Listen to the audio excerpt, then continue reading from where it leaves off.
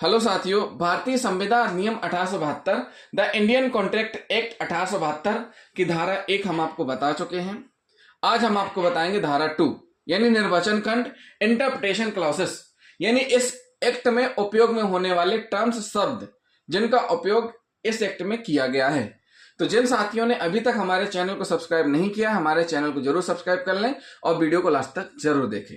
साथियों, सबसे पहला वर्ड दिया गया है प्रपोजल प्रस्तावना, दूसरा है प्रपोजल एक्सेप्ट यानी प्रस्तावना प्रतिगृहित यानी प्रतिग्रहण। तो सबसे पहले एक एक करके जान लेते हैं। एक उदाहरण लेकर के आए हुए हैं, उदाहरण से हम आपको समझाएंगे।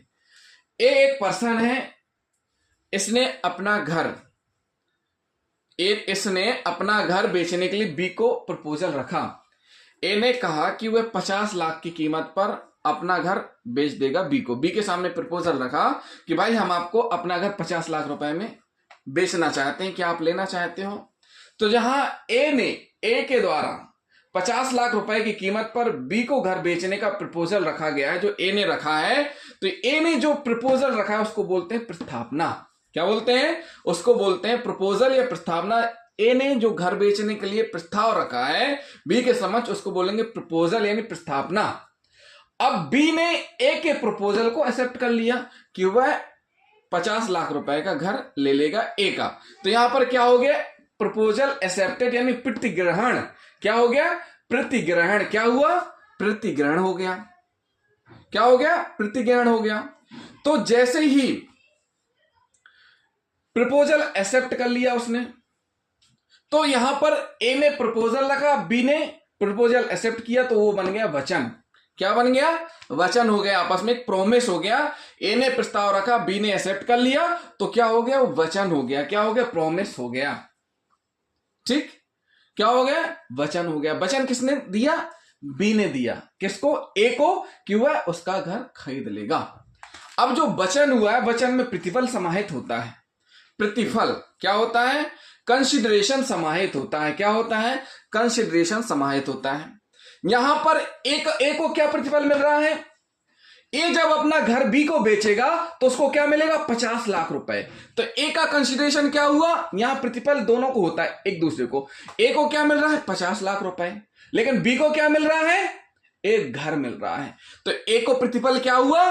50 लाख रुपए मिल गए और बी को 50 लाख रुपए की कीमत का घर मिल गया। तो साथियों, ये हो गए वचन के साथ में जब प्रतिफल जुड़ जाता है तो फिर वो होता है करार यानी एग्रीमेंट कहलाता है। क्या होता है? करार यानी एग्रीमेंट कहलाता है। क्या कहलाता है? करार यानी एग्रीमेंट कहलाता है। और जो प्रतिफल एक दूसरे जो प्रतिफल एक दूसरे के लिए होते हैं, देखिए ए के लिए क्या हुआ? 50 लाख, बी के लिए घर हुआ। अब बात आती है वित्तकारी वचन क्या होते हैं। वे वचन जो एक दूसरे के लिए प्रतिफल या प्रतिफल का भाग हो, वित्तकारी वचन कहलाते हैं। यानी जो हमने आपको प्रतिफल बताया। फिर से समझिए साथियों, ए ने बी के सामने प्रपोजल रखा कि 50 लाख रुपए कीमत का अपना घर बेचना चाहता है बी को। बी के द्वारा प्रपोजल एक्सेप्ट कर लिया गया। तो ए के द्वारा जो प्रपोजल रखा गया उसको बोलेंगे प्रस्तावना, यानी प्रस्ताव जो रखा गया उसको बोलते प्रपोजल। बी ने एक्सेप्ट कर लिया, स्वीकार कर लिया, उसको बोलेंगे प्रतिग्रहण यानी प्रतिगृहित कर लिया। उसके बाद जब ये दोनों कंप्लीट हो जाते हैं तो फिर होता है वचन का निर्माण, प्रोमिस। यहां पर प्रोमिस होगा। क्या हो गया? जब प्रस्ताव रखा गया, एक्सेप्ट हो गया, तो बन गया वचन। और वचन में जब प्रतिफल जुड़ जाता है, प्रतिफल मतलब देखिए, ये जो संविदा हो रहा है, ये जो सौदा हो रहा है, इसमें फल मिलेगा। फल मतलब ए घर बेचेगा तो उसको 50 लाख मिलेगा और बी घर खरीदेगा 50 लाख देकर के, तो उसको घर मिलेगा। एक को 50 लाख मिल रहे हैं तो एक को घर मिल रहा है। तो ये प्रतिफल हो गया। अब बात आती है कि जब ये वचन में प्रतिफल जुड़ जाएगा तो हो जाएगा करार यानी एग्रीमेंट। उनके बीच अब एग्रीमेंट होगा। क्या होगा? क्यों? क्योंकि एक को रुपए मिल रहा है, दूसरे को घर मिल रहा है, तो उनके पास क्या होगा?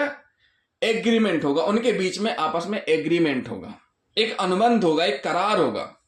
लिखा पड़ी होगी कि इतने रुपए एडवांस में या इतने रुपए का एग्रीमेंट के टाइम में, इतने रुपए रजिस्ट्री के टाइम में। तो एक एग्रीमेंट होगा। और जो ये एग्रीमेंट होगा वो कैसा होना चाहिए? विधि द्वारा परिवर्तनीय होना चाहिए। क्या होना चाहिए? विधि द्वारा परिवर्तनीय होनी चाहिए। अगर विधि द्वारा परिवर्तनीय नहीं हुआ तो शून्य माना जाएगा। क्या माना जाएगा? वाइड माना जाएगा, शून्य हो जाएगा। तो इस प्रकार विधि द्वारा परिवर्तनीय एग्रीमेंट होने पर कॉन्ट्रैक्ट कहलाएगा। अगर एग्रीमेंट विधि द्वारा परिवर्तनीय नहीं है तो कॉन्ट्रैक्ट शून्य कहलाएगा। क्या कहलाएगा? शून्य कहलाएगा, वाइड कहलाएगा। इसी प्रकार हम कह सकते हैं कि सभी कॉन्ट्रैक्ट में एग्रीमेंट समाहित होते हैं, लेकिन सभी एग्रीमेंट में कॉन्ट्रैक्ट समाहित नहीं होते हैं। क्या नहीं होते? सभी एग्रीमेंट में कॉन्ट्रैक्ट समाहित नहीं होते हैं। इसलिए विधि द्वारा परिवर्तनीय एग्रीमेंट किया जाना चाहिए, तभी वह कॉन्ट्रैक्ट बनेगा। क्या बनेगा? तभी वह कॉन्ट्रैक्ट बनेगा। अब बात आती है वाइडेबल कॉन्ट्रैक्ट क्या होता है? वह करार जो उसके पक्षकारों में से एक या अधिक के विकल्प पर तो विधि द्वारा परिवर्तनीय हो, किंतु अन्य पक्षकारों के विकल्प पर नहीं। शून्यकरण संविदा है, शून्यकरणीय संविदा है।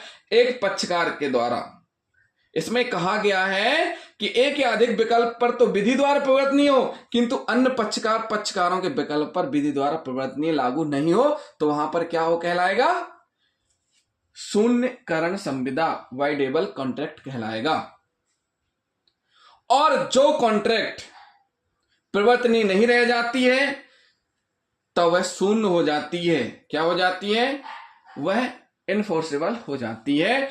इसमें एक बात महत्वपूर्ण यह है कि अगर विधि द्वारा परिवर्तनीय कॉन्ट्रैक्ट तैयार किया गया है और बी ने 50 लाख रुपए ए को दे दिए गए हैं, बी के द्वारा बी ने 50 लाख रुपए ए को दे दिए और ए बी को रजिस्ट्री नहीं करा रहा है और कॉन्ट्रैक्ट विधि द्वारा परिवर्तनीय है, तो यहां पर ए के खिलाफ कार्रवाई इस एक्ट के आधार पर होगी।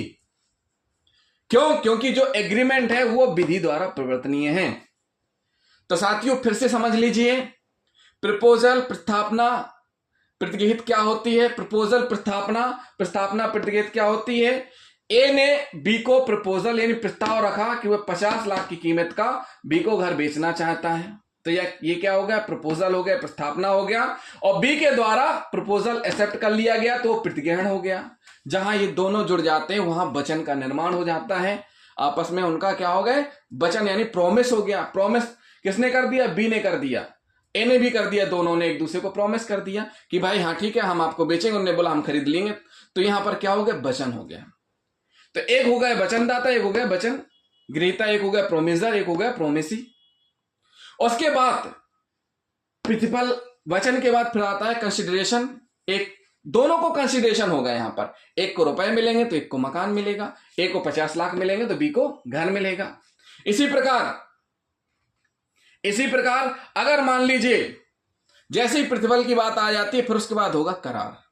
जैसे ही प्रतिफल कंप्लीट होता है उसके बाद वचन में जब प्रतिफल जुड़ जाता है तो फिर होगा करार। करार मतलब एग्रीमेंट। एग्रीमेंट कैसा होना चाहिए? विधि द्वारा परिवर्तनीय होना चाहिए, तभी वह कॉन्ट्रैक्ट कहलाएगा।